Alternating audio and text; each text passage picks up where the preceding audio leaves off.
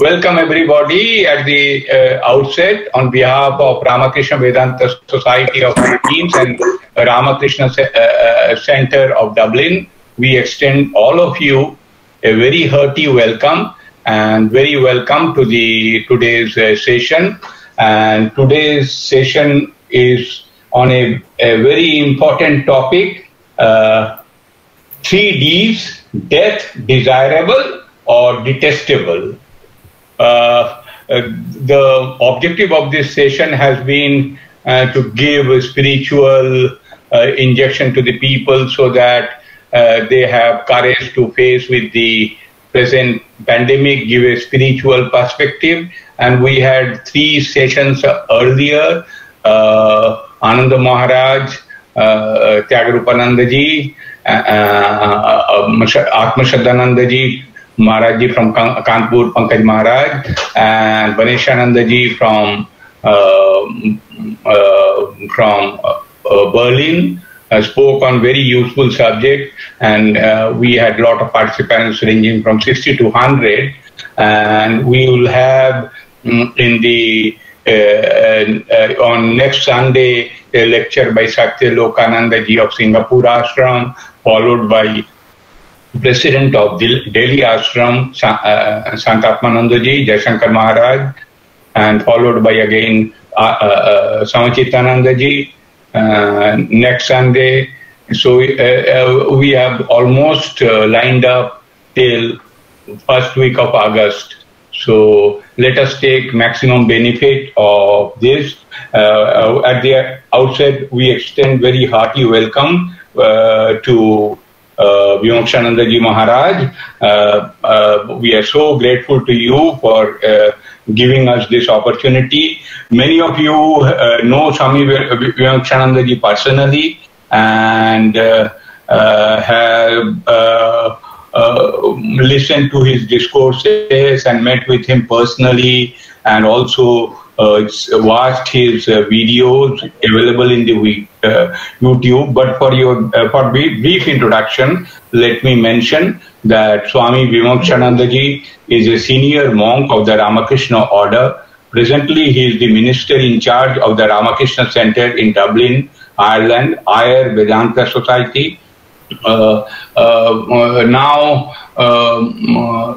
Udarananda ji Maharaj will speak a few words. He is not keeping well today. He will speak, and after Udarananda ji speaks, and before Vimokshananda ji starts his spiritual discourse, may I request you all to keep 1 minute silence in the memory of Vice President Maharaj ji, whom we lost 2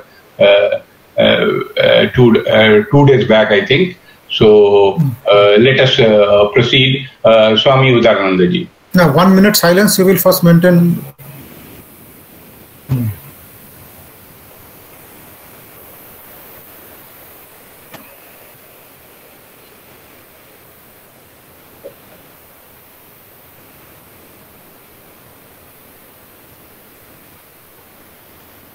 Om Shanti Shanti Shanti Hari Om Tat Sat Shri Ramakrishna Namastu. Hello, I on behalf of Ramakrishna Vedanta Society Philippines welcome you all, and I welcome Maharaj, and we are very thankful to Maharaj for kindly accepting our request to speak. And I think due to pandemic there are many bad things are happening, but the good thing is that this is almost an international seminar. People from all over many parts of the world participating and getting the knowledge at just sitting at their luxury of their comfort of home. This is the privilege, and I think people will utilize this and gain much benefit from the talks of the Swamis that we have organized all through this up to August. Every Sunday we have one talk scheduled. I think we will learn immensely and get greatly benefited through these talks. So now, instead of giving, because introduction has already been given by Shri Nirmal Ganguly ji, so I will now request Maharaj to please begin. Maharaj ji, please. My respectful pronouns.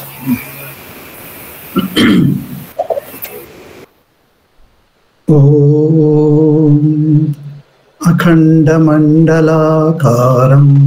व्याप्तं येन चराचरं तत्पदं दर्शितं येन तस्मै श्रीगुरवे नमः। हरिः ओम्। ओम नमो भगवते Shri रामकृष्णाय।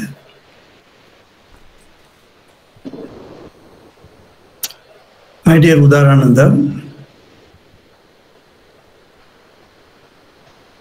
and other devotees who have assembled today, and also our friends, I am indeed happy to meet many of you again. Many of you whom I met earlier.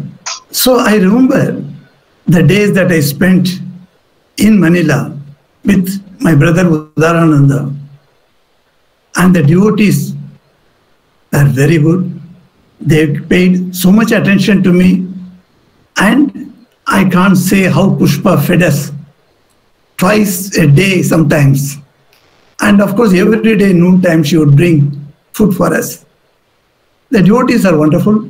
Ria also I remember, and also other devotees, Enrico and his brother. Yes, we visited some of the historical places also in Manila, nearby.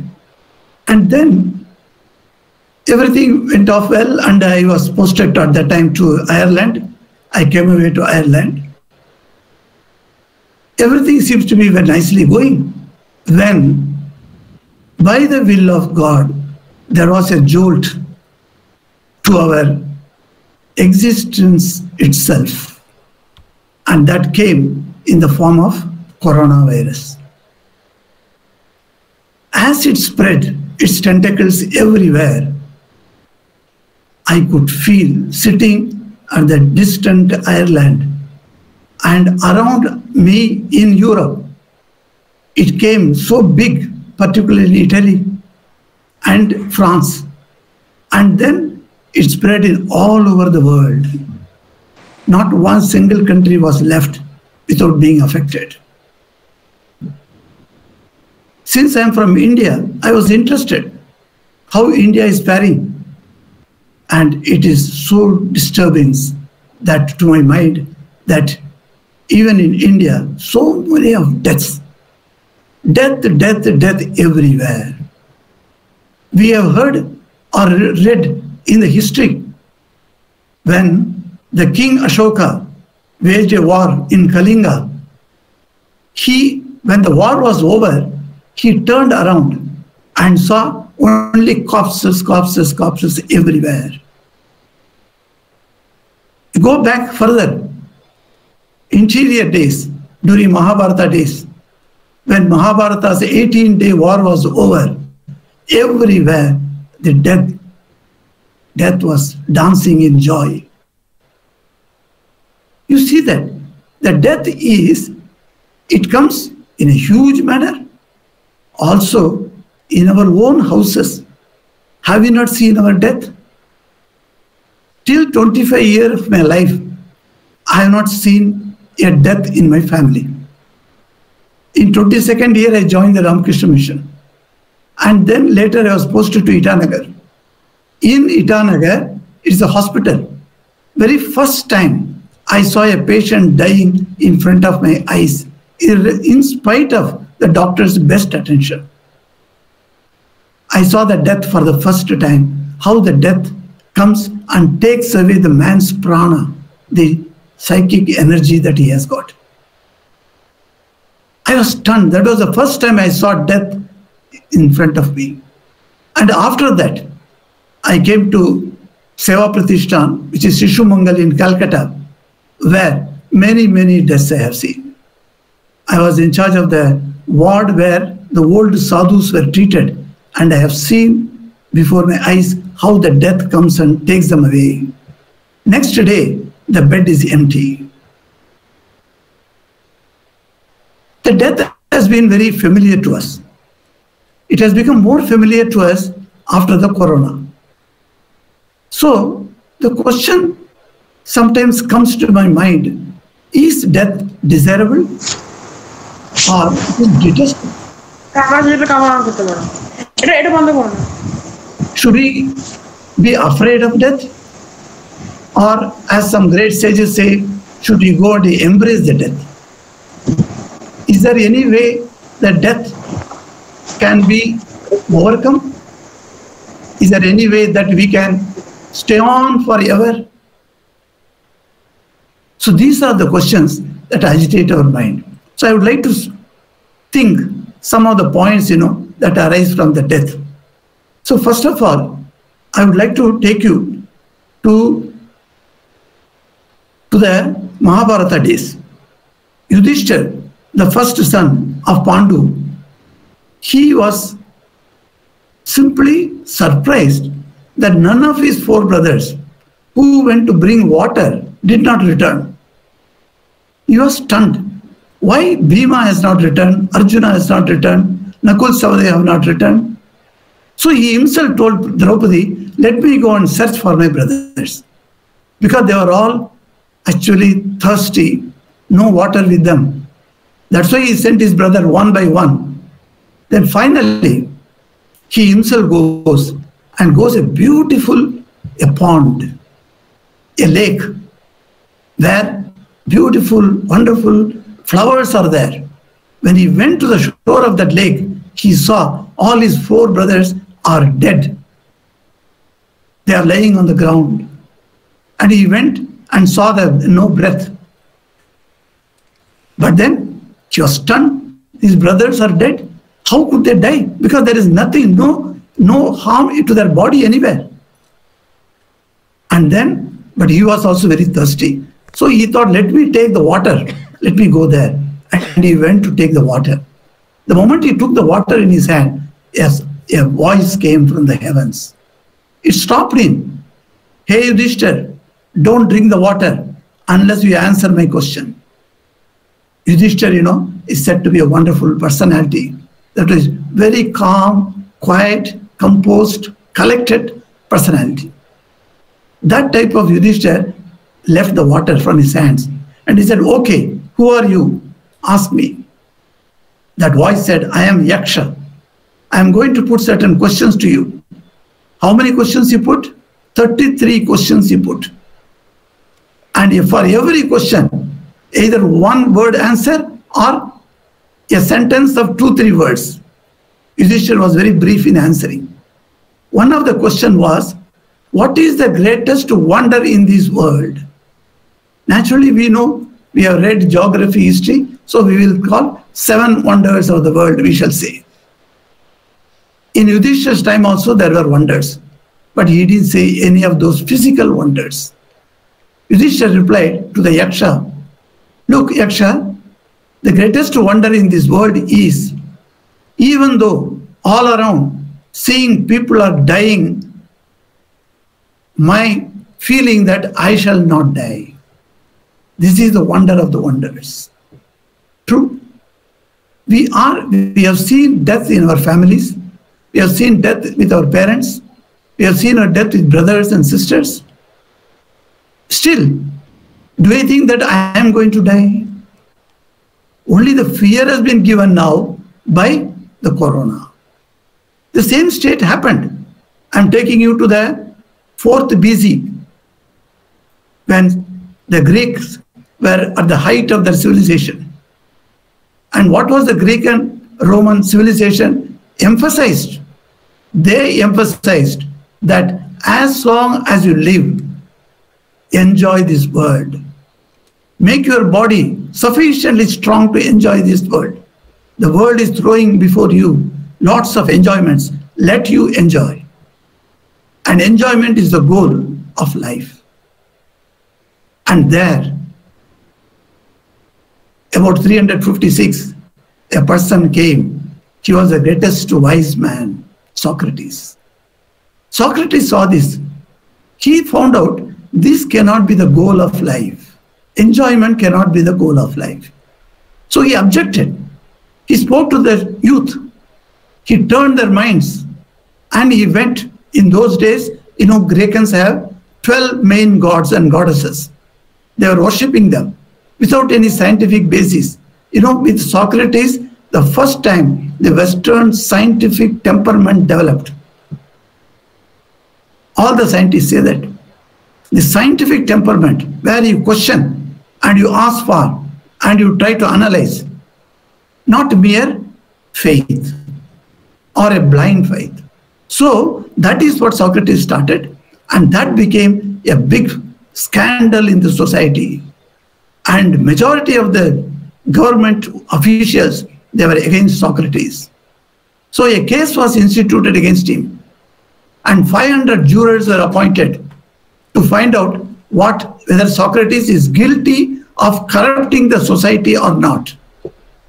500 jurors are seated, and thousands of onlookers, the citizens have come who loved Socrates. And that Socrates was seated. And then the judgment came finally. He should be punished by giving a cup of hemlock poison. The man who brought the poison cup, he was shivering. He handed over to Socrates. With other people who have been punished like that, they themselves used to weep, cry, lament, and they would not touch the cup. The cup would be kept there. And unless they are forced, they would not drink.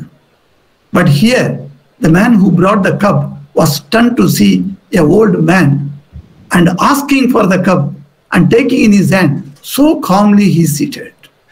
Around him, his disciples were seated. The women folk are there. They are crying and wailing. Socrates ordered the women folk to go out from the room. And he told his disciples, "Why are you all crying?" They said, "You are going to die, sir." Do you think so? Am I going to die? They cannot catch my soul. They can catch only this body. And the body is born and it must die one day. This is the first time you hear in the Greek civilization that Socrates is providing a philosophy that something else in the body is living. The body is there, yes, body lives for some time and then it goes away to the position called death. But is there any something inside? That is what Socrates started. But Western philosophers or Western idealists, they never took this idea much further. With the result, the science came up at that time, and then they held any idea above the body level is all superstitions. So they denied that. With the result, a kind of atheism, agnosticism started spreading, and people started holding to those ideas. But you go 700 years before Socrates. The background you see, how beautiful mountains and forests. In that type of Himalayan forest, our sages in India used to sit and discuss the life and death. There is a beautiful Upanishad called Prashna Upanishad. In Prashna Upanishad, the Prashna Upanishad says, yes, there is a life beyond the body. Yat chittas tenesha pranam ayati. Chitta is, prana is capturing the chitta and going, moving outside. Tata sankalpitam lokam nayati. It will take it. The soul is taken outside. And you come to Brihadaranyaka Upanishad. How beautifully the Rishi says, Nanyo stosti drashta, he says. Na anya ata asti drashta. Likewise, na anya ata asti srota. He cannot be seen, but he is the seer. Something is there within our body that cannot be heard, but he is the listener. And then it says, he is the listener, he cannot be thought of because he is the thinker. And it says, he cannot be known because he is the knower. Who is this knower? Then positive way, the Rishi says that Yeshata Atma Antaryami.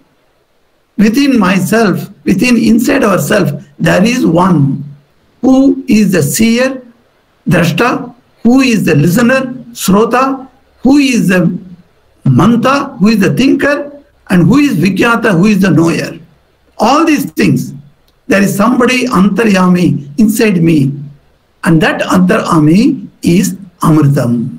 What a beautiful word, Amritam. No mrita, no death. The concept of death is temporary. It is normal to anybody who has taken the composite body. But then there is a state of existence where death cannot peep in. A place, a situation called Amritam. Amritam asti. That is what Upanishad says. It is immortal. That immortal is within everyone.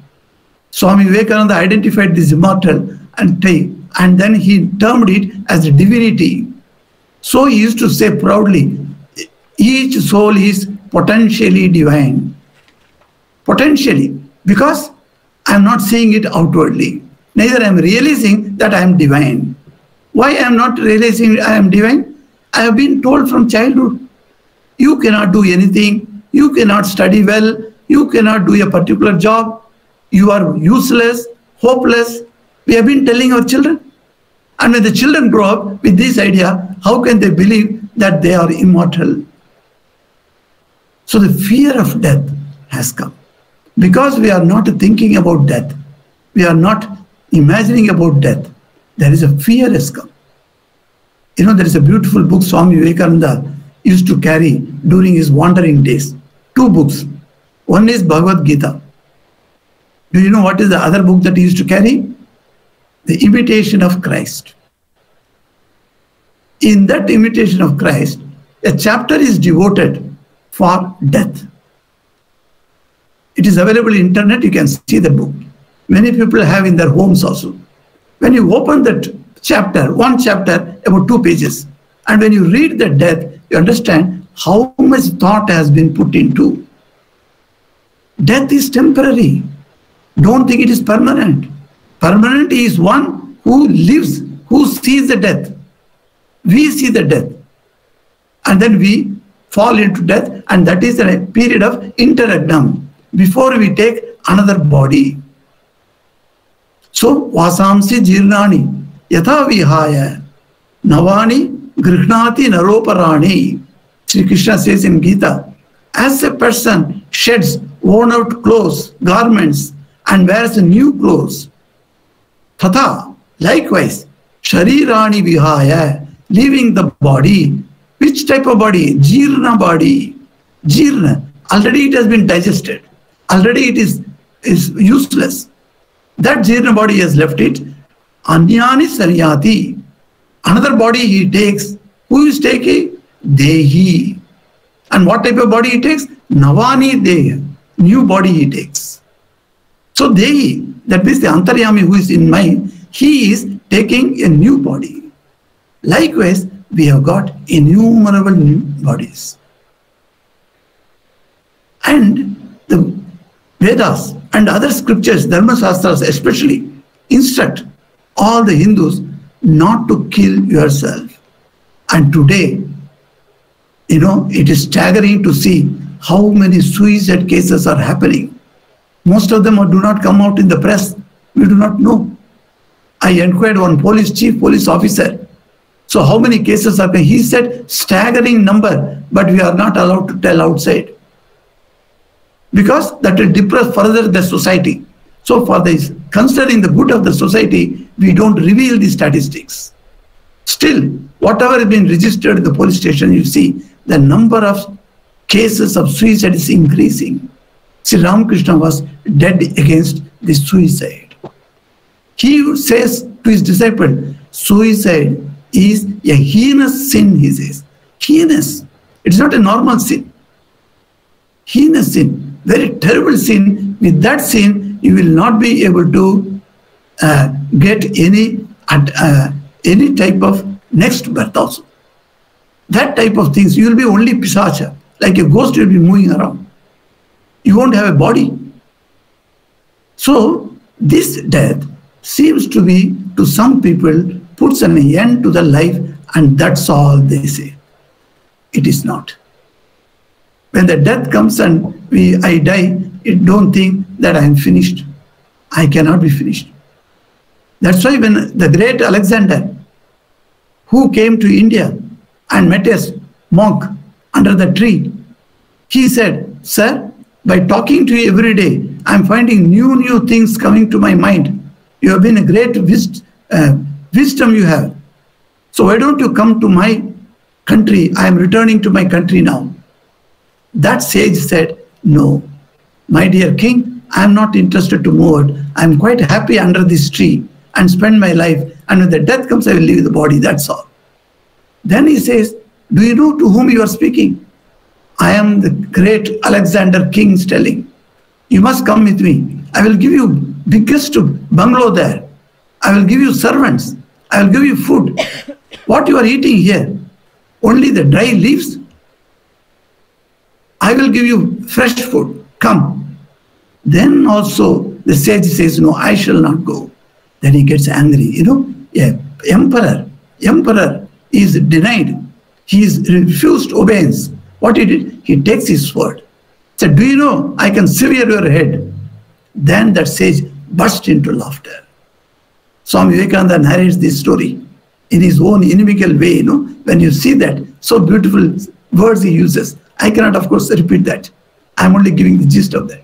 You must read the story. And then the scene comes before your eyes. The king is open sword, he is standing before the sage, and he says, "I'm going to cut your head." And the rishi goes into loud laughter. The sword that he was holding falls to the ground, and Alexander asks him, "Why are you laughing? I'm going to kill you." He said, "The greatest lie that you have ever spoken in your life, if there is any, this is that lie," he says. "What lie? How do you say I am going to kill you? Killing is real. You say it is a lie." Say, "Yes, because you cannot kill me. Nainam chindanti shastrani."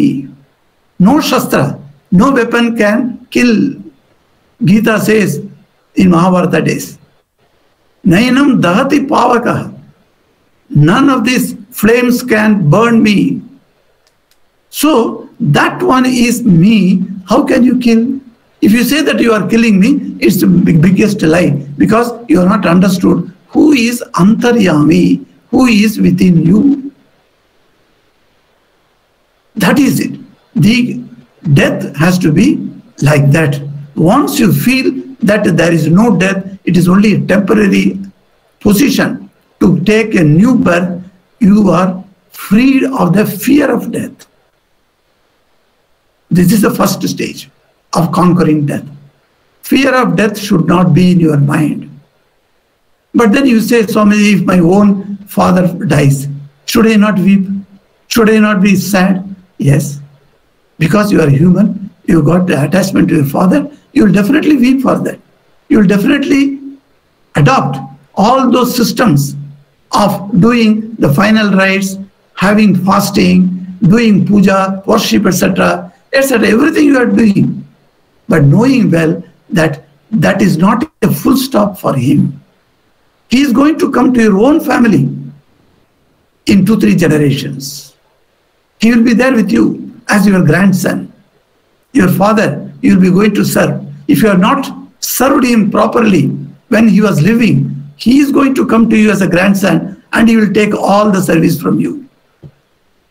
He will not even allow you to have 10 wings because you have neglected him. So he will take it away from you. That is the law of karma says. So the death is only a stationary place where you stop for some time. But is there any other instances in our life? Come to Sri Ramakrishna's life. Sri Ramakrishna says, you see, death, one suicide is heinous sin, but there are some deaths that are desirable, he says. One Gopal Shen in Calcutta, from Baranagar, he used to come to Dakshineswar and meet Sri Ramakrishna. And he used to sit with him for a long time and have discussion with him, etc. And then one day suddenly he gets the news, Ramakrishna got the news that Gopal Sen has committed suicide. Then Sri Ramakrishna speaks about Gopal Sen. Oh, Gopal Sen has left his body. Good, good, he says. Why good? The other disciples were sitting there under his feet. They could not understand why he says. Then Sri Ramakrishna explains, you see, he used to come to me. Last time when he came, he said he had the darshan of different devatas. All the deities that Hindus worship, they used to come before him. He used to talk to them. And he must have found that keeping the body is no more necessary. Then, if you have a Atma Drashta, you are the seer of your own self, you are Atman. This body is no more necessary. And Sri Ramakrishna gives an example for that. You have a mold, and you take a gold coin and make a gold ornament you make according to the mold. And then the mold is only made of clay. You have made a pot, and the pot has come out now. Now the mold, you may keep it or you may break it. So Sri Ramakrishna beautifully says, for a person Atma Drashta, one who has seen his own Atman, one who has realized God, for him the keeping the body or leaving the body is not a matter at all. So it is desirable. It happened to Totapuri, his own sannyasa guru. Totapuri was so interested, and on quite funny day, he got terrible stomach pain. He couldn't stand. The very Totapuri used to say, there is no body, there is no mind, there is no chitta, there is no buddhi, there is no ahankara. There is only one, and that is Atman. That is what he used to say. Today, he is holding his hands on the stomach and lying on the ground and crying, oh, so much pain, so much pain, so much pain. Sri Ramakrishna saw that. His guru is suffering. And then, when Sri Ramakrishna left that place, without saying anything, he knew, because it is Mother Kali's Leela. He understands. So Sri Ramakrishna didn't say a word to him. And Totapuri decided, I can't stand this pain. I must go. Because you will find that strangely, a story is said about Adi Shankara. You know, Adi Shankara was speaking gloriously about Atman, self-realization. And then, after that, with his disciple, he was going back to his kutia. On the way, a tiger came. And the tiger was ferocious. It is standing on the rock. It is going to jump upon Adi Shankara. And the disciple runs and catches Adi Shankara's feet and says, Sir, the tiger will kill you. Let us run. So Adi Shankara ran. And the disciple also ran from the vision of tiger. Anyway, they are escaping. Now, once they settled in their kutia, the disciple says, Sir, you just told before this incident that the world is nothing. And you are so much afraid of tiger. And when I said run, you simply ran. Shankara said, you see, I told the world is Maya. Why don't you take it? My running also is Maya. So that is the fun he made. You know, this is what happened to Totapuri. Totapuri said, I am not feeling that body is a temperament, is permanent. So let me finish this body. He went to the Ganges. Ganges, you know, full of depth. And you cannot even, sometimes you are drowned, you cannot come out.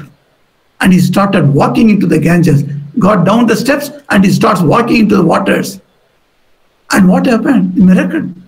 The Ganges water went down and down and down in its level. And it was not more than his knees. He could not even take full bath in that. How is he going to drown? And he walked all the way to the other shore. And he came back. And when he came back, Sri Ramakrishna was standing there and clapping his hand and smiling and says, why Ramakrishna? Why are you smiling at me? He said, I knew. You see, you must accept Mother. Once you accept the Mother, Divine Mother, who is conducting this world, this is called Vyavaharika Satya. This is no doubt, it is not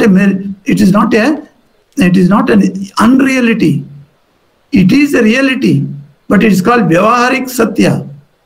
Paramarthik Satya is the God, that you are Atman, you are Brahman, etc. But Vyavaharika world, the practical world, who is conducting this world? The Brahman's power is conducting, and that power is worshipped as a mother. And that Mother Shakti is there. You must accept this Mother Shakti. And so that's how they gone over the death. The death is for the body, not for me. This, unless you have that. I know a devotee in Ranchi whose mother was extremely devoted to Holy Mother. She was in deathbed in the hospital. The son rang me, Swamiji, the doctor says she won't remain at least more than a few hours. Would you please come to the hospital? So I went to the hospital and stood before her. She said namaste to me. And her son also was standing there. And she looked at me, and then I went near her, and then I gave my hands and held her hands. She held my hands so tightly. I thought she's going to say something. She was mumbling something. So I went nearest to her face and said, Ma, tell me something. What you are telling? Little louder, please. I'm telling her. Then she showed me the picture of Holy Mother kept there. Said, bring it to me. So I went and gave the bed and kept the picture. Looking at the picture in front of my eyes, she passed on. See, devotees. I have seen sadhus dying like that, and devotees also dying like that. There is no fear at all. Another lady in South Africa, she is the devotee of the Swami Shivananda's Divine Life Society. So I went to her. She was having cancer. And the doctor said 6 months date. That's all. She will live for 6 months. So when I went and met her, she got up, she sat in her chair, and we were talking. And she is the Krishna devotee. So I was talking about Krishna. And then I asked her, Mother, don't you feel fear? See, your son is fearing, your daughter-in-law is fearing, everybody is great grip of fear that you are going to die because doctor has said. How do you look at death? She said, I don't even think about it. I have completely surrendered to my Ishta, Sri Lord Sri Krishna. And then what is there for me to worry, Maharaj? The body will definitely has come, it must go. But I will be moving with Sri Krishna. I have no fear at all. See, a devotee can rise to such a high level in Seva Pratishthan, that is, which is called Ramakrishna Mission Seva Pratishthan, which is called Sishu Mangal. I was there for 6 years. As I told you, I have seen many deaths. And one Swami, I took our Dr. Banerjee, and Banerjee was looking at him. At that time, the doctor says, don't prescribe any test tomorrow. Then doctor said, why, Maharaj? I want to test your blood, etc. Said, no. Today, when I was sleeping, Sri Ramakrishna came to me and he said, tomorrow at 5:30, I am taking you with me. He said, so why unnecessarily waste money on the testing, etc.? So he is telling. But the doctor thought, because he is in hallucination state, he is going to die. So he is talking like that. He said, no, Maharaj, we will do as a doctor, my duty I should do. Like that he went away. So next day, 5 o'clock, I thought, I must go to that Swami and stand in front of him. How Sri Ramakrishna comes and takes him. And 2 minutes I got delayed. But I told the sister in the ward, be there with him for 10 minutes before 5. And she was there with him. And the junior doctor was with him. But when I went 2 minutes late only, the nurse says, he left Maharaj exactly at 5:30. Said, yes, 5:30 left yesterday, yes. He was, what he was doing? He just put his hands together. And he was also mumbling something we could not understand. And he left. Swami Ranganathananji says, one of the patients he met, and the patient has died taking the name of Lord. And he said, that room where he was there with the patient who died, that room became like a shrine. Such a holy atmosphere suddenly engulfed the entire room. He was so happy. So, there are many instances in the world. And what is the root cause of getting over this fear of death? Yes, we got the fear of death. Is it not Mary and Martha, the 2 sisters? In Bible we read, is it not John says in the incident that they were terribly upset. They were all weeping and wailing. And the news goes to Jesus Christ. And then what the news? That Lazarus, their brother, is dead now. 4 days before he died. Jesus says, no. He's sleeping. He's asleep, he says. And others says, no, sir. He's not sleeping. He is dead 4 days before. So he goes there. Martha comes. And Jesus asks, where is Mary? Call her. And both the sisters come before him. And while weeping, they fall down at his feet. You see, the system of Jews respecting a holy man in those days. The two sisters come to Jesus. It is written there by John that they fell down at his feet. That is, making pranam. Nothing else but pranam it is. And then they say that, sir, if a teacher, if you had been with us, my brother Lazarus would not have passed away. Jesus smiles and he says, where is he? So he is kept in that. There is a tomb which we have kept him. And there is a stone with that they have covered the door. Jesus says, let us go. And they walk to the distance. And then Jesus orders them to remove the stone. And Martha says, no, sir. We cannot remove that. Why? 4 days the dead body is lying. So much of bad smell. You cannot stand that smell. He says, if he is dead only, that smell would come. Then what he says? Says, remove the stone. And in a loud voice, the Bible says, loud voice, he calls, Lazarus, rise, come out. And then he comes out with all the bandage, etc., the face mask, etc., they are put in after the dead body. So with all that he has come out. And Jesus instructs the two sisters, remove all these things, make him free. And then it was all removed. And Lazarus stands before him in flesh and blood. So she's asking, I cannot believe my eyes. Then Jesus gives a beautiful statement. I am the resurrection and I am the life. What he says? Whoever believes in me, though he die, yet shall he live. What a beautiful statement you see. If you believe in God, if you believe in a great sage, a great avatar Purusha, Jesus is avatar Purusha for us, a great incarnation. Any incarnation you take according to your temperament, according to your liking, if you believe in him, he is the life and he is the resurrection also.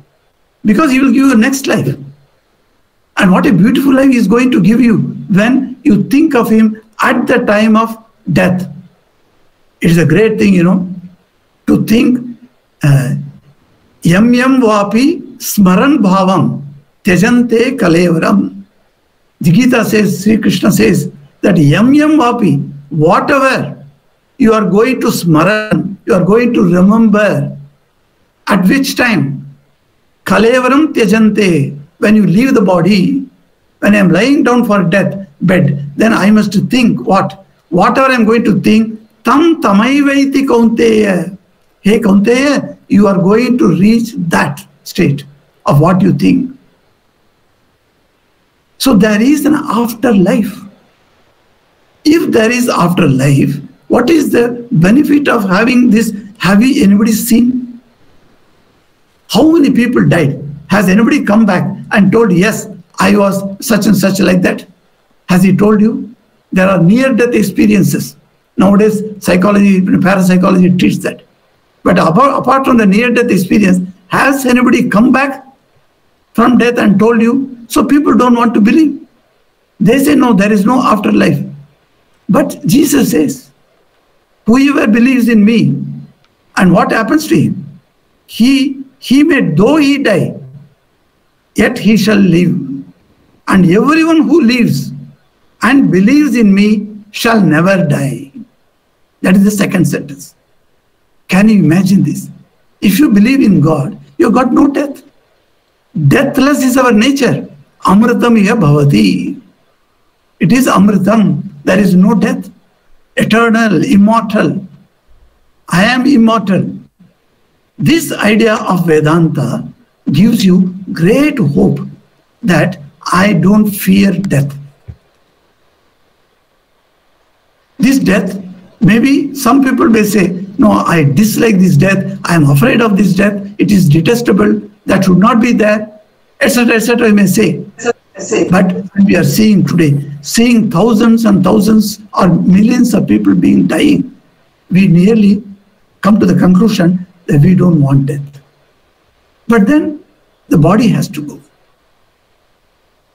So what is there in us is the fear of death is what happening to us. Once I met a group of old people, about all retired people, old age home. I went and I met them. I asked them, you have seen your life, you have been children, you have been youth, you have enjoyed your life so much, all the enjoyments you have had, and now you are in the old age home. What is the biggest fear that you have now? Everyone in chorus, they said, death. You see, death is the fearful thing for them. I was stunned. I thought something else they are going to say. No, death is the fearsome, because I'm going to leave my body. I'm attached to the body. I'm clinging to the body. How can I leave this body? I said, at the age of 86, what more enjoyment you are going to have by keeping this body? I asked them. They were stunned. Swamiji, even in the oldest age, 100 years, 120 years, there are enjoyment. And that is what one king in Bhagavatam comes, that king thought. He went and asked his son, hey, please give your life. I want to become youth.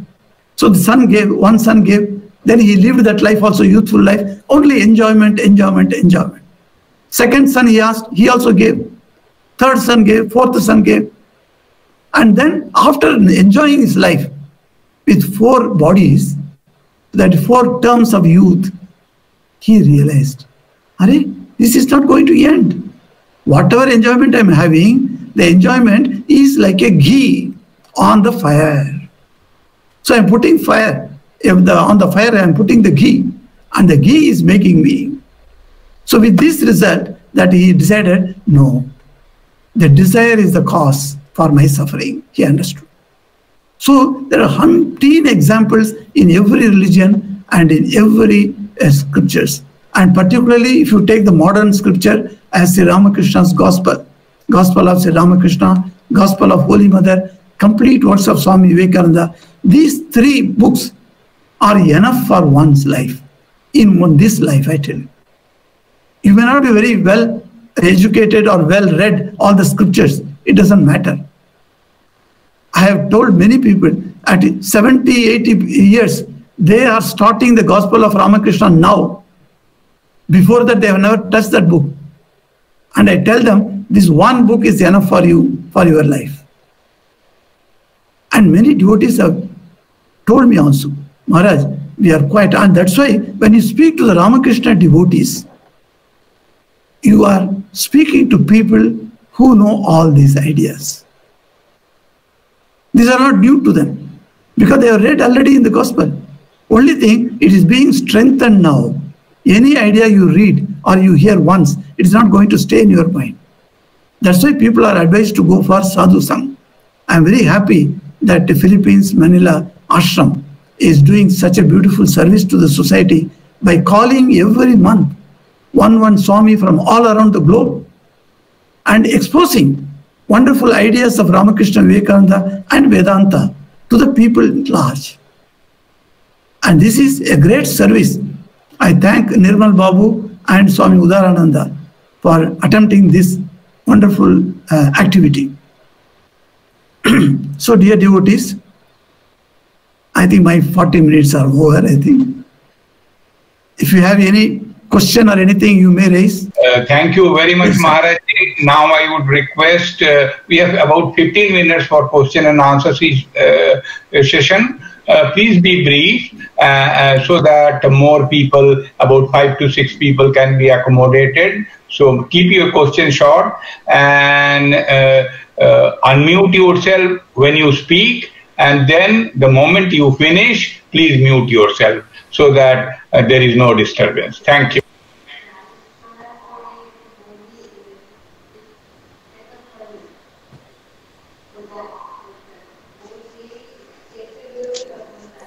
Pranam Maharaj. Yes, please. Pranam, namaskar. I am Divanath from Bangalore, Divanath Chakraborty. Okay, welcome.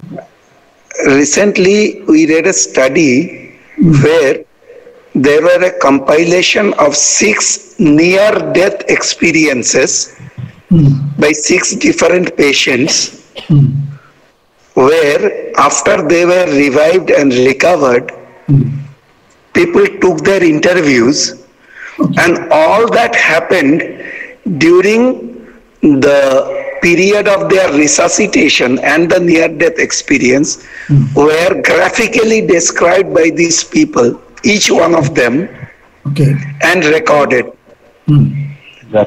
Where they said they appeared to stand in one corner of the room and described without any mistake all that happened, including the doctors that were involved, they identified.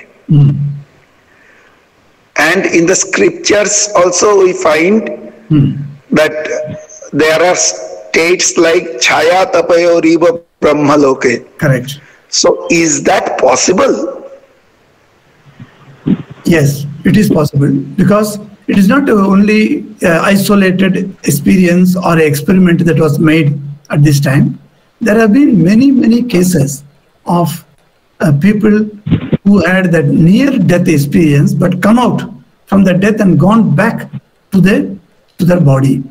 Do you remember in Holy Mother Sri Sarada Devi's life, once she sat for meditation and the mind went up and up and up, it completely cut off from the body. And then she looking at the body outside, staying outside the body. She went out of the body. And she's looking at the body. Oh, this is the body I have to get into. She looks at it. She was not willing. But then, for the good of the humanity, she has to come back. So she came back. So this is experience which many normal, ordinary people also have had. There are people who are devotees had, but there are non-devotees who did not believe in anything, afterlife, etc. They also had such experience. That's why science is now slowly going towards these type of experiments, because you cannot simply follow some scientist who says there is no afterlife. See, without inquiry. So this inquiring spirit is very good.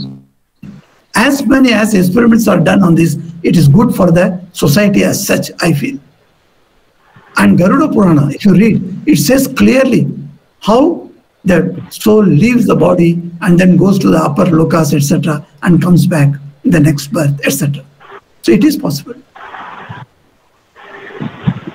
Next question. As you quoted from the Upanishads, there is another one I say in Rigveda that comes, Yasya Chaya Amrita, Yasya Mrityuhu, Tasya Mrityuhu. See, the Mrityu also is a Chaya, and Janma is also Chaya. That's why Adi Shankara says that Punarapi Jananam, Punarapi Maranam, Punarapi Janani Jatare Shayanam. Again and again you take birth, again and again you die, again and again I take birth in the womb of my mother. So every time it goes on, goes on, goes on. That's why the question is raised by the intelligent people, what is the solution to this? Is this cycle should go on, or is there any way that we can stop it? That's why death becomes an important aspect in our life. Pranam Maharaj. Namaskar. Good. Next question, please. Pranam Maharaj. Pranam Maharaj. I'm Lakshmi Maiti from Hazaribagh. Okay, I have a question. As you also know that in Ramakrishna ideology, Thakur Ramakrishna Dev said, I'm speaking in Bengali, he jara ekhane esche tader etai shesh janma. That means this is the last birth. Those who have come here, come to me. So you are talking of rebirth. So yes. Please clarify. Oh yes, jara ekhane esche. You see, this ekhane, that has to be clearly understood to get the meaning of what is this sentence. If you read it in English, yes. Whoever has come here will have no rebirth. Is it okay? English translation? Whoever comes here he will have Yes. no rebirth. But so what is the here means? And to not to get rebirth, Yes. what our scriptures say, it has to be tallied. If you don't tally with our Gita, if you don't tally with Brahma Sutra, if you don't tally with our scriptures, Upanishads, then Ramakrishna's statement becomes meaningless statement, and you will not have the faith. So he said, whoever comes here, this here, he points out his body, and to him, he is not the body that we saw, with a little beard and with a little hair on his head and with some chadar he is putting on and sitting quietly. That is not Ramakrishna. So what is Ramakrishna? If you see who is he, Antaryami, in him, he says, he who came as Sri Ram, he who came as Sri Krishna is now within here, he says. That supreme being who came and took as an avatar of Ram, and that supreme being who took an avatar of Krishna, that supreme being is within me. He says that. So that portion, so if you realize the supreme being, will you have death? Will you have death? No. No, you don't have rebirth also. Okay, thank you, Maharaj. Yes. Thank you, Maharaj. Yes. Ram Maharaj. Okay. Thank you. I'm Anil Sakde from Kashi. Okay, very good. Thank you. You have a great day as we all Om Namah Shivaya to you. Ram Maharaj again. Maharaj, my question is about Sukshma Sharira. Is it has a special place in the Sthula body, or is it like a Chetana all over in the body? Yes, that's a very beautiful question. Sukshma Sharira. Yes. Sukshma Sharira, the physical Sharira is called the gross body. Is it not? It's called a Sthula Sharira. Sthula means gross. That you can see, you can touch, you can experience. This is the Sthula body that you all see. Now within that, there is a Sukshma Sharira. This subtle body is there, they say. This subtle body consists of Man, Chitta, Buddhi, Ahankar and Pancha Prana. These are the combination of that. Now, where is prana in your body? Can you tell me? You touch anywhere Everywhere. in your body? Everywhere. Everywhere. Where is your manas? Where is your manas? Maharaj? So I asked a small girl, in the children's Hinduism class. So I asked her, where is your mind? She said, very beautifully she answered me.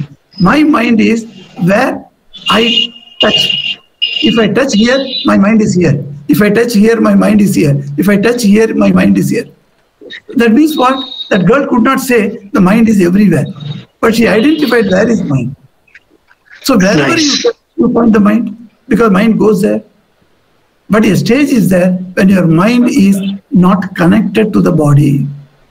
You can be completely oblivious of the body. Not at all aware of your body is existing. At that time, where is the mind?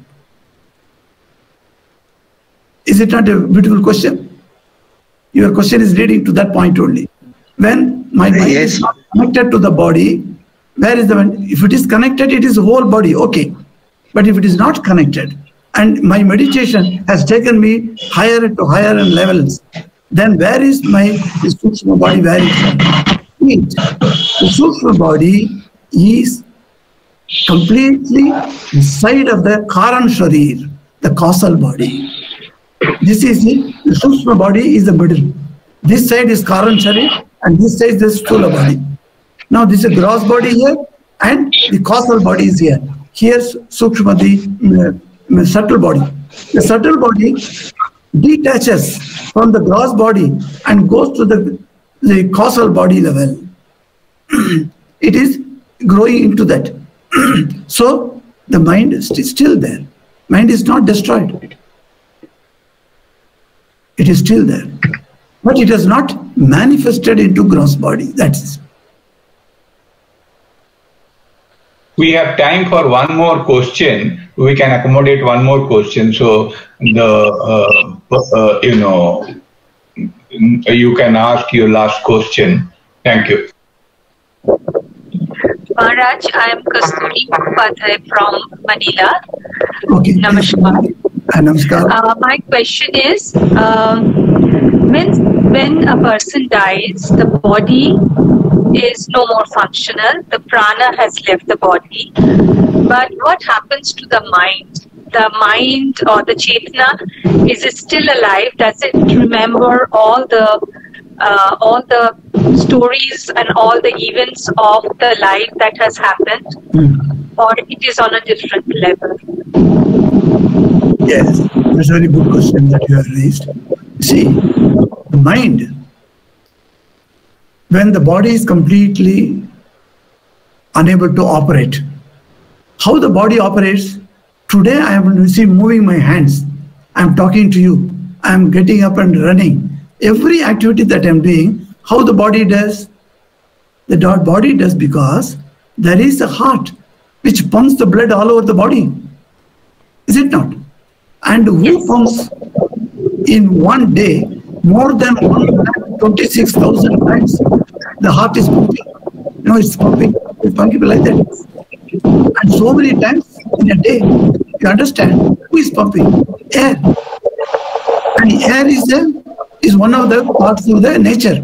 And that air must have some power in that. What is that power within that air that moves? That is called prana. So this prana shakti, when it comes out, how it comes out? It comes with the mind. This Sukshma body is taken out. It is dragged out of this body by the prana. That's why I quoted in the beginning of the Upanishad. It says, Yat chitta denesha pranam ayati. So that chitta is our mind. That chitta mind stuff. That chitta denesha. This yesha chitta, then what is it? Pranam ayati. The prana takes on. Prana is the shakti, not air, not oxygen. If oxygen makes you living, that living power is within that air. And that is called prana shakti. So this prana is inside that. Prana takes out this man, chitta, buddhi, ahankara outside. And it goes into the current. If the current is still there, that is not a distance. This current is the only thing. Tomorrow, when it takes a new birth, it will find out its own parents and take a new birth. And then manifest into gross body. That's why everything you have experienced in this life, whatever you have seen, whatever you have talked, whatever you have tasted, whatever you have touched, every experience in this life are staying in the mind. In the next birth, many things are easy to you.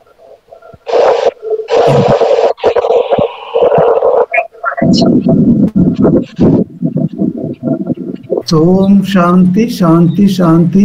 Om Tat Sat. Sri Ramakrishna Arpanamastu.